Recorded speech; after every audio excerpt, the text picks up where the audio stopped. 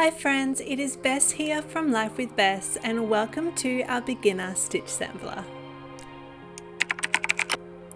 First up, we are going to chat supplies. So you will need the PDF instructions and pattern outline, which we can transfer onto some plain white cotton. I do have a more detailed tutorial here on how to do this. Optionally, if you purchased a pattern kit from us, you will have your design printed onto the fabric like this.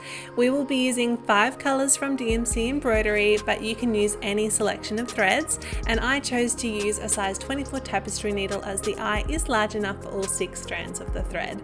Finally, all of the stitches that we are going to be using in the stitch sampler have a photo step-by-step tutorial in my beginner's guide to embroidery booklet, which is also filled with embroidery basics and lots of tips and tricks. If you are needing a more detailed tutorial on how to prepare your needle and thread and how to secure your thread once you're finished stitching, I have separate detailed tutorials in my embroidery basics series on YouTube.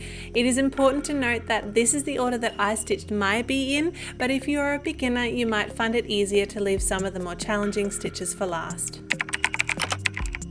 Satin stitch is one of the most commonly used embroidery stitches. Start by bringing your needle up through the fabric on one side of the area you are stitching and then back down on the other side. Bring your needle back up on the same side that you started your stitch before and then bring it back down along the same line. Repeat this over and over, keeping your stitches close together to create a smooth block of colour. Be mindful of your stitch direction, as you want all of your stitches to be going in the same direction and parallel with each other. I like to stitch forward a little bit and then backfill with satin stitch to help break up the area that I am filling. This also helps me keep my stitches even. To create a smooth texture with the thread, make sure your thread doesn't get too twisted and be really mindful of where your needle is going into the weave of the fabric. If you are stitching on a curved space like this, the stitches on the outside of the shape will be getting shorter than the ones in the middle, and to finish off, just use your needle to gently blend the threads together.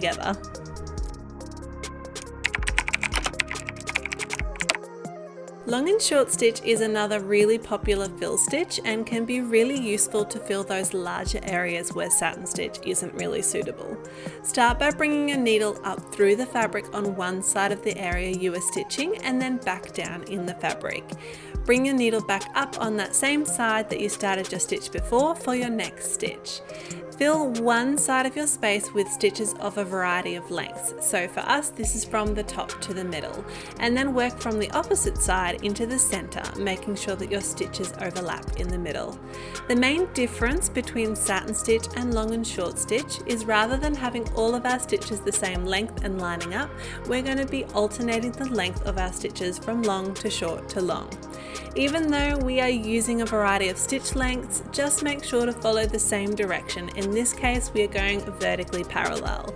Keep working your stitches across to fill the space. You don't need to follow an exact formula of stitching, like a long stitch then a short stitch. Just keep varying your stitch lengths to create a solid block of colour. You can see that the end result is very similar to satin stitch, however it creates a slightly different texture in the thread that isn't as smooth as satin stitch. This stitch is also perfect for blending different coloured threads together. The next stitch we are going to learn is brick stitch. I like to think of brick stitch as more of a structured version of long and short stitch, and as the name suggests, you will be building your stitches like a brick wall with them interlocking. Start by stitching along the length of the space that you will be filling using back stitch. You can see here that I'm keeping my stitches about 1/2 centimeter long and making sure they are all the same length. This creates my first row of bricks, ready for me to alternate them on the next row. When we are stitching the next row, we will be lining up our stitches with the center of the stitches of the previous row. So that outside stitch might be slightly longer or shorter than that 1/2 centimeter that all the other stitches are to start us off. Work your way back to the opposite side again using back stitch, making sure that our stitches are alternating to create that interlocking effect. Once the second row is finished, work your way back to the other side with the stitches lining up with the stitches from the first row and centered on the second row. Once you have those first 2 rows, it's really easy to keep alternating the pattern until you fill the entire space. Some of the stitches on the outside will need to be shortened just to make sure the overall effect of the interlocking stitches in the center stays the same.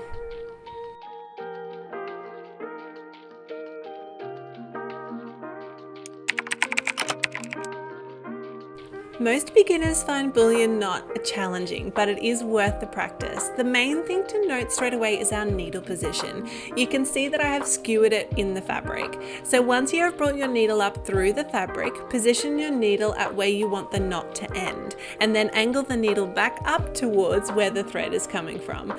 Don't pull the needle the whole way through, but leave it there. Supporting the needle with one hand, so for me that is with the back of my hoop, wrap your thread around the needle in a clockwise direction. Pack the stitches close together and keeping that tension of the wrapped thread, gently pull the needle all the way through the fabric and the wrapped thread. Then, using your needle, adjust the wrapped thread and angle it all the way down away from the hole that we just pulled the needle through. Once you are happy with the tightness of the wrapping and the position, finish off the knot by bringing your needle back down at that base. It is important to note that however many times you wrap the thread around that needle will determine how long the finished stitch will be. I am wrapping around 8 to 10 times here, but after the first 4 stitches I pulled them down on the needle just to make sure I had room. Most people struggle with keeping the tension on the wrapped thread, but also being able to pull the thread through the needle. So if the needle doesn't pull through, slightly loosen your grip over the stitches and twist the needle in the opposite direction to how the thread is wrapped. You can also swap to a narrower needle like an embroidery needle rather than this tapestry needle that we are using here. The main thing when you're learning how to do bullion knot is practice. You can choose to fill this section with just a handful of bullion knots going in all different directions, or you can just practice more and fill the entire space with them. This is entirely up to you. The first few will probably be a bit wonky, maybe the wrapped thread will be too loose, but that is totally okay. If this is your first time trying them, then I would definitely recommend that you do a few and then come back the day later and try them again to really solidify your technique and experiment with what feels right for you.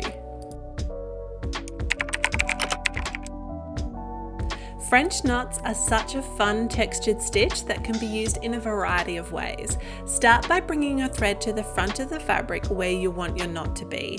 The trick with French knots is thread tension. I find it easiest to hold the thread in my non-dominant left hand and the needle in my right hand. This allows me to keep my tension even on the knot as I pull my thread. Twist the thread around the needle 2 times and position your needle close to your starting position but not in the same hole. Slide your twisted thread down the needle so that it is flush with the fabric and keep the thread tension the same in your left hand while you pull the thread through the fabric to finish the knot. It can be tricky to do French knots if you don't have an embroidery stand to hold your hoop, but just pop your hoop down onto your lap or a table and wind the thread, position your needle so it is really a 2-hand kind of stitch.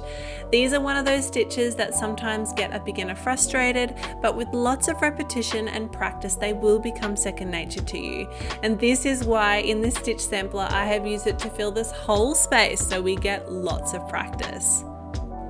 There are 2 other elements in this design which we'll be using French knots, and that is the center of the woven wheel rose and also the white flower. You can stitch these at the same time as you are doing the flowers or now when you are in your French knot groove. Seed stitch is currently one of my favorite fill stitches, particularly for the center of flowers. It is made up of lots of little straight stitches that are all the same length but are scattered across the area in a variety of different angles and directions. I personally like the look of just 1 stitch per seed, but traditionally you would layer each stitch twice. You can layer more and more stitches to fill the space to be as sparse or as dense as you would like.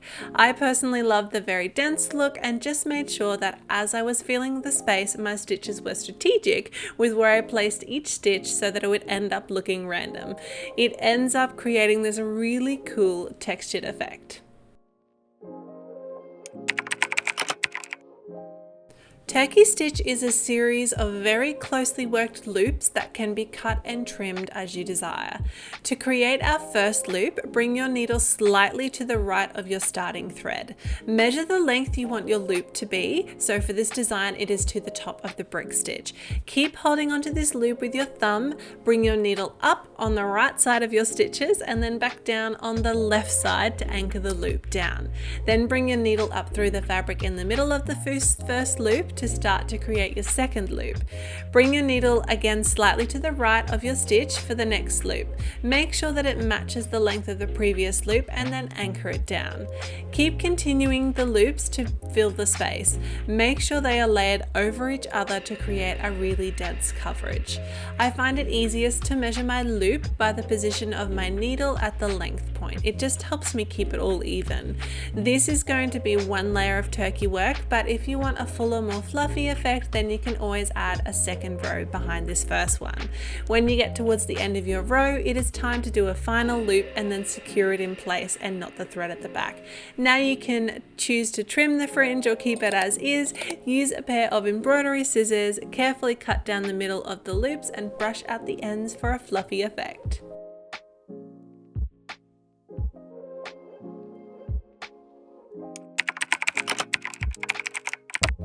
Detached chain stitch is a looped stitch that can be worked by itself or also in groups. Start by bringing your thread to the front of the hoop and then bring your needle back down right next to your starting point. Make sure that you don't pull your thread the whole way through and keep a loop in your non-dominant hand. Next, bring your needle up inside that loop to the size of the stitch that you will need for the design. Next, you're going to tack it in place with a small securing stitch on the other side of the thread on the outside of the loop.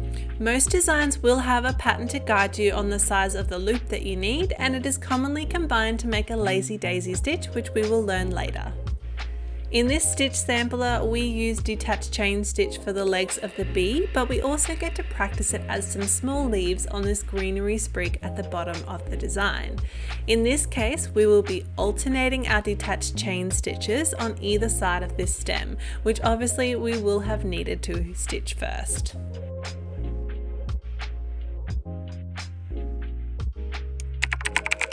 Next, we will be stitching the antennae of the bee using 3 strands of thread. So the first step will be to split our 6-stranded cotton in half.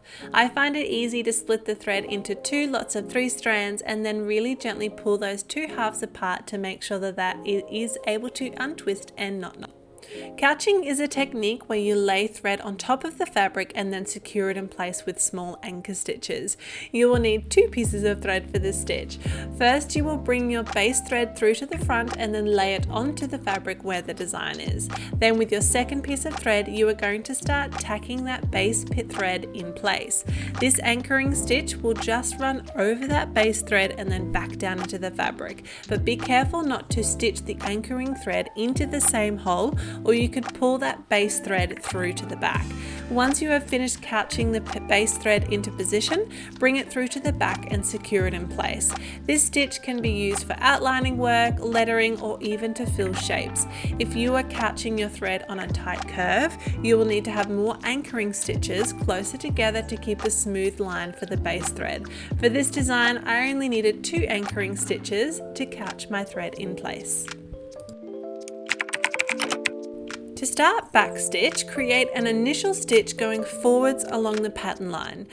Then you are going to bring the thread up through the fabric a short distance along that same pattern line where you want your next stitch to finish.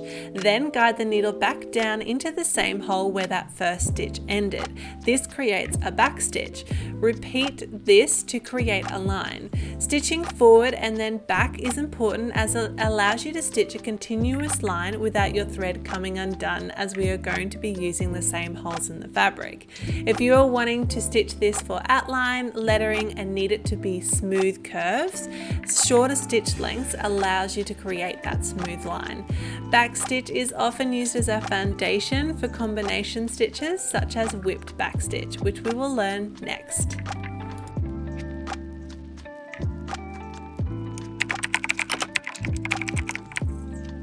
Whipped backstitch is a fun variation of backstitch, and I love how it creates a twisted effect of the thread. And for fun, you can use one color for the backstitch and a different color to whip your backstitch. First of all, you're going to stitch the outline of your area with standard backstitch. Then bring your thread up on one of the ends of your backstitching, and then you are going to whip the second thread through each of those individual backstitches. You want to have your needle always going the same direction. So for this piece, from the bottom of a stitch to the top, going underneath each stitch and then moving back down to the bottom of the next stitch, and keep that direction as you follow your back stitches around. Make sure you don't catch any other thread in your whipping action, and I find it easier to actually be able to move my hoop around so that my hand action is always the same, rather than my slightly awkward hand swapping thing that I'm doing here to show you the stitch. To finish off, bring your thread back down through the fabric at the end of your back stitch.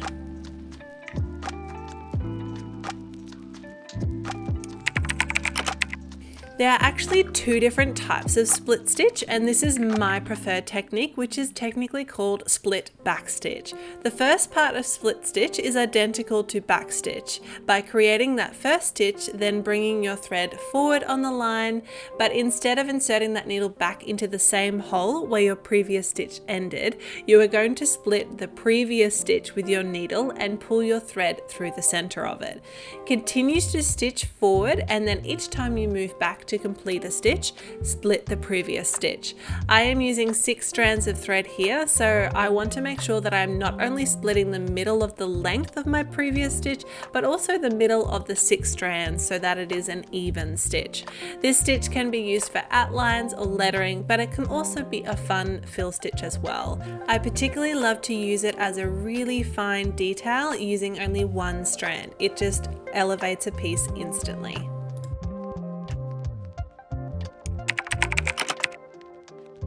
Chain stitch is a very versatile stitch, and there are a lot of different variations out there, but I love the effect that it has when you use it simply for outline work or even lettering.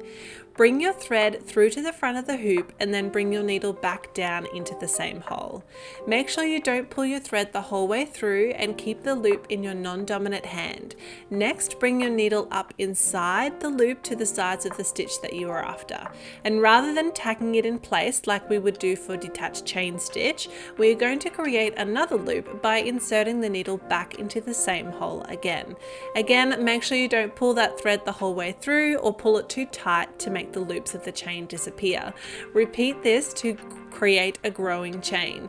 To finish off the chain stitch, just add a securing stitch over the top of the final loop.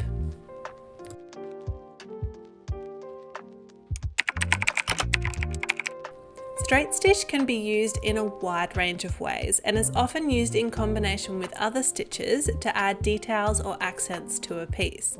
Straight stitch is just a single stitch of any length on fabric, and it can be used in any direction and with any number of strands. In this case, we are using straight stitch here on a small section of the wings and also for the legs of the bee. There are lots of variations of satin stitch, and the one that I use most regularly is when I am filling in a space that requires a slight fanning out of the stitches, such as a petal. I personally just call this stitch Petal satin stitch in all of my patterns. Rather than all of our stitching being parallel to each other, we are actually going to angle them in slightly to fill the different shape, for example a petal. Start by working some guide stitches that fan out along the curve of the shape into the center. Then work your way across the shape, filling in all of the gaps left by the guide stitches to create a solid block of color. You will notice that the center will become a little bit crowded with stitches, but that's okay because you can tuck some half-length stitches in with the full-length ones to fill it out. The final step is to blend all of these stitches together with your needle and then move on to the next petal. This stitch is so versatile as it can pretty much fill any space and starts to really show some depth and direction of the different sections of your design. It can also be used for shapes which have a point to them, not just a curve, like for example these leaves. In this case, you would start with a single stitch from the tip of the leaf and go down the center, and then work a stitch on either side of this leaf down the center point to the bottom of the leaf. This creates really nicely a leaf shape with satin stitch. Add in as many stitches as you need to create the shape and the width of the leaf that you are after.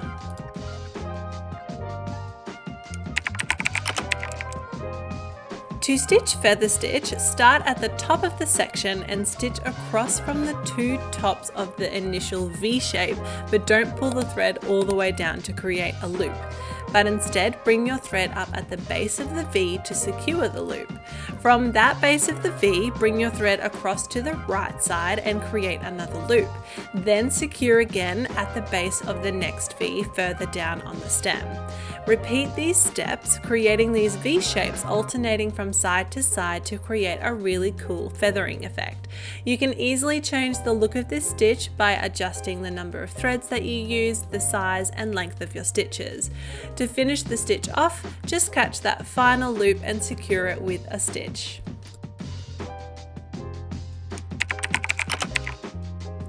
Stem stitch is a very popular stitch to be used for, you guessed it, stems. It is very similar in appearance to outline stitch, but they are very slightly different. The main difference being that with stem stitch, the thread will stay below the needle line. For each of the stitches, instead of pulling your needle all the way through, stop midway and leave a small loop. I find it easiest to hold onto this loop with my left hand to keep it underneath the line of stitching. Then bring your needle up half to a third of the way through that previous stitch and pull the thread all the way through to close that loop of the first stitch. Repeat this loop stitch to continue the line of stitches. To finish, just bring your needle down through the fabric. The shorter your stitches are, the tighter the spiral will be. Often you will need to swap between stem stitch and outline stitch depending on whether the line that you are stitching is curving to the left or right to create the tight spiral effect. Most of the time I just swap between the two of these as I am stitching and what I need for the design.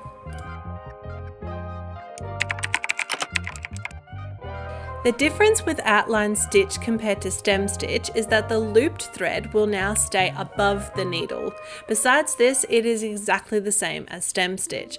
For each stitch, instead of pulling your thread all the way through, stop midway and leave a small loop. I find it easiest to hold onto this loop with my left hand and then lift it above the line of stitching. Bring your needle up about half to a third of the way through that previous stitch, then pull the thread all the way through to close that loop from the first stitch. Repeat this to continue the line of stitching. To finish, you're just going to bring your needle down through the fabric. I often find these stitches are interchangeable depending on what I need. Just use the one that you are most comfortable with and gives the nicer spiral effect. A lazy daisy stitch is essentially a collection of detached chain stitches formed in a circle to make a flower. Start each petal of the daisy in the center and stitch a single detached chain stitch angling outwards. Then for the next petal, start again in the center. Make your way around the flower, adding as many stitches as you require for the design. I recommend stitching every second petal and then make your way back around to fill in the gaps, as this helps the stitches sit evenly. It also helps to make sure you aren't using the same hole in the fabric for each stitch. Keep them a few millimeters apart, and while they will look right on top of each other, it will make it a lot easier for you. Just be mindful of the knot at the end of your thread, as there can be so many stitches so close together. You can modify to add as many petals as you want, but I personally like to stick to an uneven number. You can also leave a small gap in the center of the daisy for some French knots as a nice little central feature.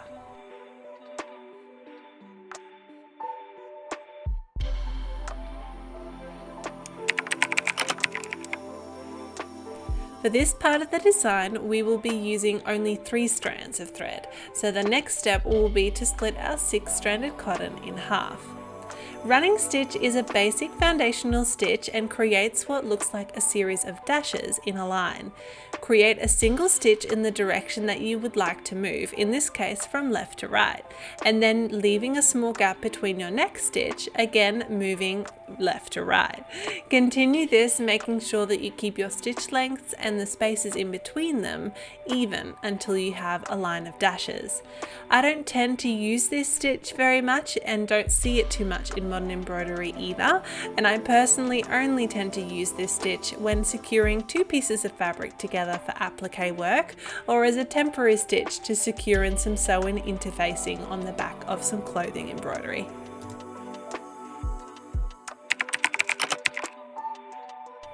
This is how I like to stitch my basic leaf stitch. Start from the tip with a single stitch down the center of the leaf, approximately 1/3 to half of its length. Similar to petal satin stitch, bring your needle up on the right side of the leaf and along the curve and insert the needle into the center line of the leaf just below your satin stitch. Repeat this same stitch on the left side of the leaf.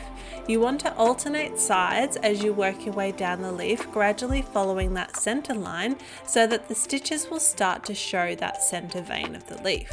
Make sure the start of your stitches are following the curve of the outside of the leaf while you bring each of the stitches down slightly along that center line. Continue all the way down following the drawn shape, but you might need to adjust the stitch direction towards the end of the leaf to finish. You can really easily add details to this leaf by stitching along the center vein with an accent color or joining to a stem with an extra stitch through the base of the leaf. Don't forget to blend to finish. Let's look at herringbone or fishbone leaf stitch. The main difference between basic leaf stitch and herringbone stitch is that the stitches will slightly cross over the center line.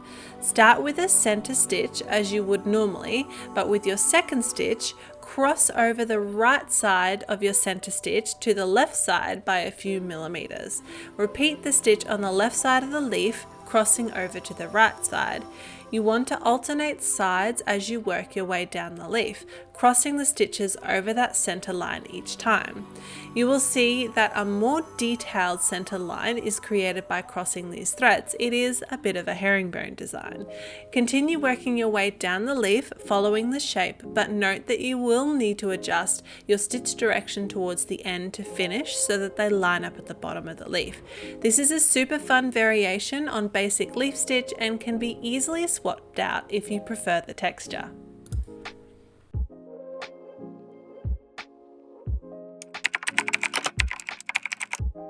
Before we start on our rows, just make sure that you have stitched that French knot center. The woven wheel rose is a textured, easy to stitch flower that creates such a fun 3D effect. Start by stitching the guidelines in the center of the rose. There should always be an uneven number. Bring your thread forward to the front of the fabric where you'd like the rose to start and get ready to weave. We will be weaving the thread over and under these guide stitches around and around to form the rose.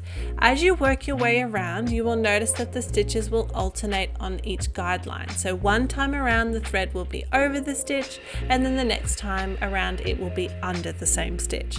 Don't pull your thread too tight as you weave around the rose. You want to create loose petals that will give you a 3D effect. Keep building out slowly from the center, continuously alternating, weaving over one guide stitch and then under. We will be using a lot of thread for this stitch, so if you need more thread, just bring your thread to the underside of your fabric, secure it, and then bring a new piece to the front and continue on the same pattern. Towards the end of the rose, start to stitch some petals around the outside to hide the guide stitches and create a more fullness effect to your rose. Once finished, secure your thread on the underside of the fabric and use your needle to fluff out the petals. And that is it. You have just finished our beginner stitch sampler. The PDF pattern and the pattern kit are both available on our website. Thanks so much for joining me.